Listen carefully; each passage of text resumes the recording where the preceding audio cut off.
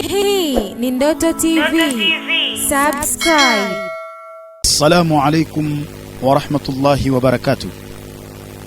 Alhamdulillahi alladhi bihamdihi yustaftahu kullu maqala wa bidhikrihi yusaddaru kullu khitabin wa bifadlihi yatana'amu ahlul jazaa'i wathawabi وباسمه يشفى كل داء وبه تكشف كل غمة وبلاء وإليه ترفع الأيدي بالتضرع والدعاء في الشدة والرخاء وهو السامع لجميع الأصوات على اختلاف اللغات فله الحمد على ما أسدى وأولى وله الشكر على ما أنعم وأعطى والصلاة والسلام على أشرف الأنبياء والمرسلين سيدنا محمد وعلى آله وأصحابه الكرام ومن تبعهم بإحسان إلى يوم الدين. أما بعد, ndugu mtazamaji na wana darsa kwa ujumla, tunakutana kwa mara nyingine katika sehemu yetu hii ya pili ya darsa za tafsiri za ndoto, tukizungumzia nafasi ya ndoto katika dini yetu ya Uislamu, lakini pia nafasi ya ndoto katika maisha ya mwanadamu. Na leo tutaanza na maneno yaliyozungumzwa na mwanawachuoni mkubwa Ibn Abi Zaidi al-Qayrawani al-Maliki. Mwanawachuoni huyu ni mwanawachuoni wa madhehebu ya mlengo wa Imamu Maliki. Mwanawachuoni huyu anasema katika kitabu kinachoitwa Al-Fawakih Ad-Dawani, na hii ni sharh ya risala, ufafanuzi wa kitabu cha risala. Anasema wala yajuzu ta'abiru ru'ya bimujarrad an-nadhari fi kitabi at-tafsir, wala haijuzu kutabiri ndoto kwa kutazama tu katika kitabu cha tafsiri, kama yafaluhu ba'dhul jahala, kama ambavyo wamekuwa wakifanya baadhi ya watu wasiotambua.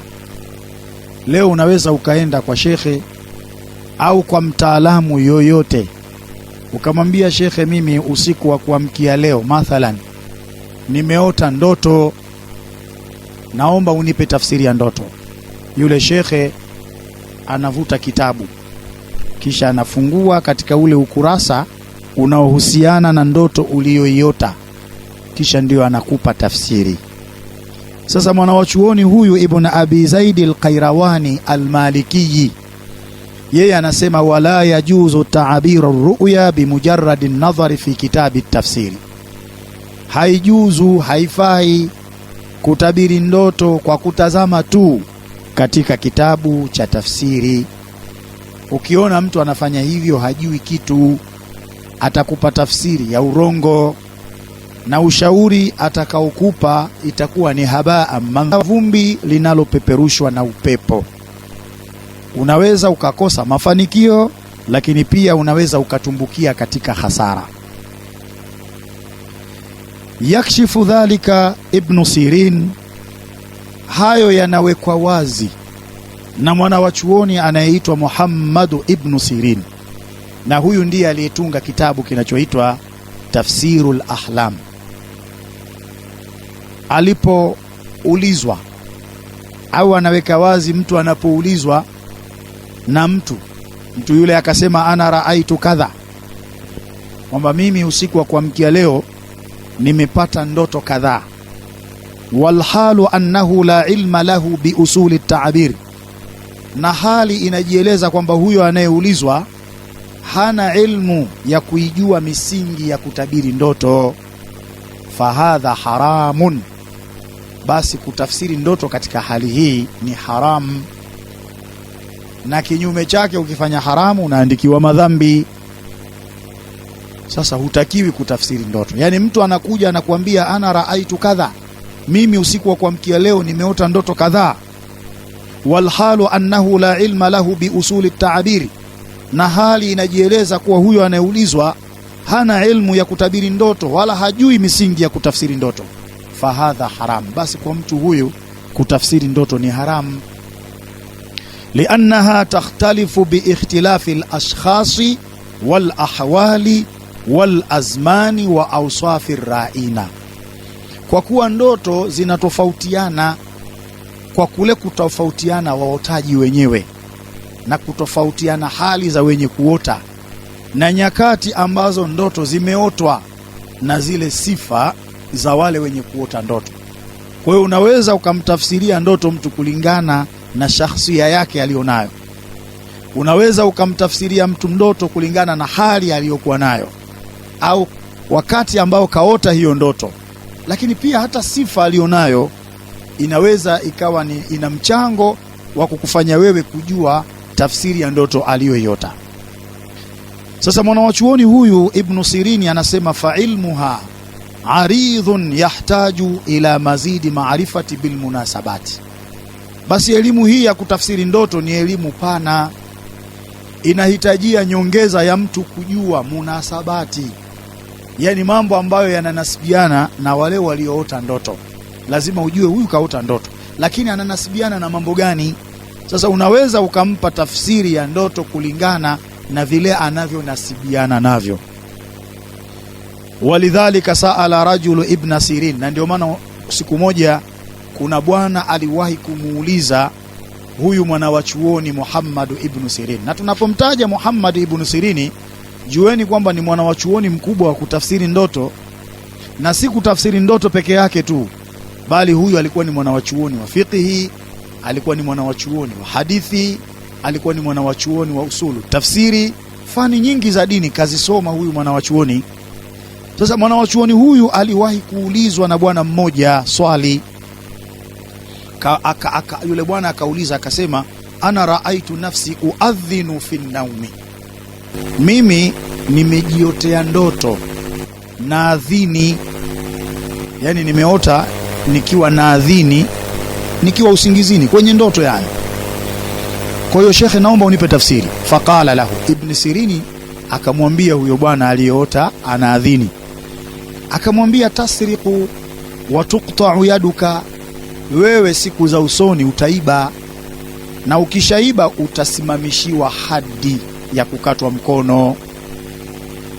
Lakini akaja mtu mwingine akamuuliza swali lile lile, akamwambia ya shekhe, ana raaitu nafsi uadhinu fi naumi, mimi nimelala nimeota naadhini. Muhammad ibn Sirini akamwambia, satahuju, wewe utapata fursa ya kwenda hija, utahiji wewe. Baada ya kupita masiku, fawajada kullu minhuma ma fusira lahu bihi, kila mmoja likamkuta lile tukio ambalo alipewa tafsiri kwalo. Huyu akaiba na kweli akakatwa mkono na huyu akapatikana mfadhili akampeleka Maka kuhiji. Kila mmoja likamkuta lile alilotafsiriwa.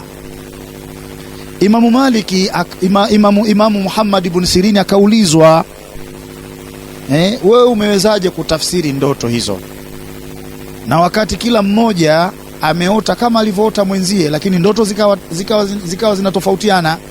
Huyu kalala kaota naadhini, lakini tafsiri yake ikawa ataiba atakatwa mkono. Lakini na huyu pia amelala akaota naadhini, lakini umempa tafsiri kwamba atakwenda Maka kuhiji, na kweli huyu kaiba kakatwa mkono, na huyu kaenda Maka kahiji. Ndoto ni moja, lakini tafsiri zimekuwa tofauti. Umejuaje? Anaulizwa Muhammad ibn Sirin. Unadhani jawabu lake lilikuwa ni nini? Shekhe akawaambia, raaitu fi hadha basmatun hasana, kwa huyu niliyemwambia atakwenda hija niliona ana ishara za kufanya wema. Kwa hiyo ukiwa una ishara ya kufanya wema ukaota unaadhini, utakwenda hija. Lakini kwa huyu mtu mwingine, raaitu basmatan qabiha, nimeona kuna ishara mbaya ya uovu. Kwa kuwa sasa ameota anaadhini, adhana hii itakuwa ni sababu ya yeye kuibwa na kukata mkono. Kisha akawaambia, na tafsiri hizi moja nimeitoa katika surati Yusufu aya ya 70, pale Mwenyezi Mungu Subhanahu wa Ta'ala aliposema, faadhana muadhinu ayatuha al-iru innakum lasariqun, akaadhini mwenye kuadhini, enyi watu wa msafara, hakika nyinyi ni wezi, mmeiba. Hii ilikuwa ni wakati gani? Wakati wale ndugu wa Yusufu walipokwenda Misri wakati wa njaa kwa ajili ya kwenda kupimiwa chakula, kuchukua chakula. Wakapimiwa chakula vizuri. Nabiiullah Yusuf akawajua kwamba hawa ni ndugu zangu, na huyu Bunyamini ni ndugu yangu wa tumbo moja na baba mmoja. Nataka nimbakishe hapa Misri, lakini ujanja nitakaotumia ili abaki hapa Misri, hii kata hii ya mfalme nitaweka kwenye mzigo wake. Na kweli mizigo ile ilipofungwa, ile kata ya mfalme ikawekwa kwenye mzigo wa Bunyamin ambaye ni ndugu yake Yusuf, baba mmoja mama mmoja. Kisha walipobeba mizigo yao wanaondoka, faadhana muadhinu ayatuha al-ir innakum lasarikun, akaadhini mwenye kuadhini, yani akatangaza mwenye kutangaza, enyi watu wa msafara, nyinyi ni wezi. Wakaulizwa, mnatafuta nini? Asema tunatafuta kata ya mfalme. Basi waliporudishwa wale, ilipofunguliwa ile mizigo, ile kata ikakutwa kwenye mzigo wa Bunyamini ndugu yake Yusuf, ikawa ni sababu ya kubakishwa Misri. Kisa ni kirefu, lakini sisi hatuna haja na hicho kisa. Mahalu shahidi, sisi tunapopataka, huyu kaambiwa ataiba na atakatwa mkono kupitia tafsiri ya aya hii. Faadhana muadhinu, akaadhini mwenye kuadhini, ayatuha al-iru innakum lasariqun, enyi watu wa msafara, hakika nyinyi ni wezi, mmeiba. Kwa hiyo tangazo hili lilikuwa ni tangazo la wizi, yani adhana hii ilikuwa ni adhana ya wizi. Sasa Ibn Sirini alipoona alama ya uovu kwa huyo mmoja aliyeota anaadhini, akamwambia, adhana yako hiyo wewe ni kwamba utaiba, utakamatwa na utasimamishiwa hadi ya kukatwa mkono. Na ikatokea kweli. Kwa hiyo Ibn Sirini ametafsiri kulingana na hali ya yule muotaji, na ndivyo ambavyo unavyotakiwa wewe kufanya. Kuna wakati mwingine mtu anapokuhadithia ndoto, muulize, wewe una hali gani? Una katabia ka uongo? Muulize hivyo. Una tabia ya wizi? Muulize. Una tabia ya uzinifu? Una tabia ya ulevi? Au wewe ni mcha Mungu, unaswali swala 5, unatoa sana sadaka? Muulize ili uweze kubaini baadhi ya mambo, uweze kumpa tafsiri iliyokuwa nzuri. Kwa hiyo Nabiiullah Yusuf akambakisha ndugu yake, na huyu Muhammad ibn Sirini akatoa tafsiri hiyo kulingana na ishara aliyoiona kwa yule mtu aliyelala akaota anaadhini.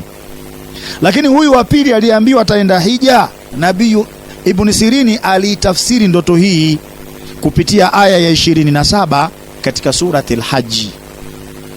Mwenyezi Mungu anasema, wa'adhin fi nnasi bilhaji ya'tuka rijalan wa ala kulli dhamirin ya'tina min kulli fajjin amiqi.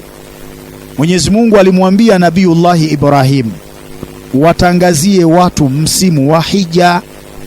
Utakapowatangazia watu msimu wa hija, watakuja watu kwa miguu na wengine wakiwa juu ya kila mnyama aliyechoka kwa safari, watakujia kutoka katika sehemu za mbali. Kwa hiyo tangazo hili alilolitoa Ibrahim lilikuwa ni tangazo la hija. Hivyo basi Ibn Sirini alipoulizwa na yule bwana, mimi nimelala nikaota naadhini, alipomtazama akamwona ni mtu mwema. Kwa hiyo akampa tafsiri kwamba wewe utakwenda hija kwa sababu naona alama ya wema wewe katika uso wako. Kwa hiyo ndoto yake akaitafsiri na hii aya ya 27 katika surati al-Hajj. Lakini kwa nini kamfasiria kuwa atakwenda hija? Kwa sababu aliona kwamba mtu huyu ana hali ya uchamungu. Kwa hiyo ndoto zinatafsiriwa kulingana na shakhsia alionayo mtu, personality alionayo mtu, hali alionayo mtu, wakati ambao kayota ndoto hiyo pia na yenyewe ina mchango, lakini pia hata sifa yake, ana sifa gani katika jamii. Kwa hiyo unaweza ukampa tafsiri nzuri kwa kuyajua hayo. Hivyo basi kwa wale ambao wameota ndoto zao, ni washauri kupitia chaneli yetu ya Ndoto TV unaweza ukaandika ndoto yako hapo chini kwa maandishi, lakini kwa sharti iwe ni lugha mbili, lugha ya Kiswahili na lugha ya Kiarabu, pia hata lugha ya Kiingereza. Kwa hiyo ni lugha tatu zitumike. Kama unajua Kiswahili, tuandikie kwa lugha ya Kiswahili ndoto unazoota, na sisi tutakuja hapa tutakupa tafsiri. Kama unajua Kiarabu, unaweza ukaandika kwa lugha ya Kiarabu, sisi tutakuja hapa tutaleta tafsiri. Na kama unajua lugha ya Kiingereza, hujui lugha nyingine yoyote, unaweza ukaandika kwa lugha ya Kiingereza. Ila ni vizuri tuandikie kwa lugha ya Kiswahili kwa sababu ndio lugha yetu. Kwa hiyo unaweza ukatumia kuandika kwa namba ya WhatsApp iliyowekwa hapo katika screen. Tukutane katika sehemu ya 3 ya darsa yetu ya tafsiri za ndoto. Wallahu waliyu tawfiq. Wassalamu alaikum wa rahmatullahi wa barakatuhu. Hii ni Ndoto TV. Subscribe.